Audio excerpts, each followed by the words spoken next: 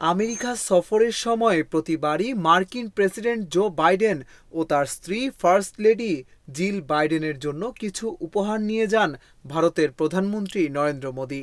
এবারও বিশেষ কিছু নিয়ে গেলেন তিনি।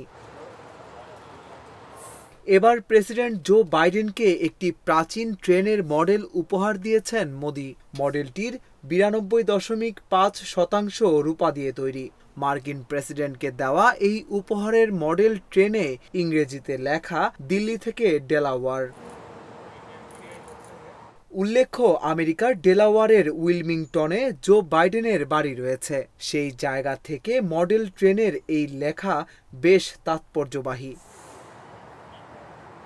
এদিকে মার্কিন প্রেসিডেন্টের স্ত্রী ফার্স্ট লেডি জিল বাইডেনকে একটি কাশ্মীরি পশমিকা শাল উপহার দিয়েছেন মোদি। ভারতীয় সংবাদ মাধ্যম হিন্দুস্তান টাইমসের এক প্রতিবেদন থেকে এসব তথ্য জানা যায়।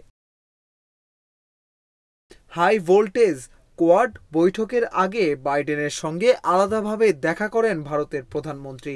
ভারত থেকে চুরি যাওয়া বেশ কিছু প্রাচীন মূর্তি এ সময় মোদির হাতে তুলে দেন মার্কিন প্রেসিডেন্ট জো বাইডেন। যুক্তরাষ্ট্রের স্থানীয় সময় শনিবার ডেলওয়ারে ইন্দো প্যাসিফিক অঞ্চলের সার্বিক নিরাপত্তায় গঠিত 4 দেশীয় জোট কোয়াডের শীর্ষ সম্মেলন অনুষ্ঠিত হয়। এতে দক্ষিণ ও পূর্ব চীন সাগরের পরিস্থিতি নিয়ে গভীর উদ্বেগ প্রকাশ করেছেন যুক্তরাষ্ট্র, অস্ট্রেলিয়া, ভারত ও জাপানের নেতারা। বার্তা সংস্থা এএফপির প্রতিবেদনে এ তথ্য জানানো হয়।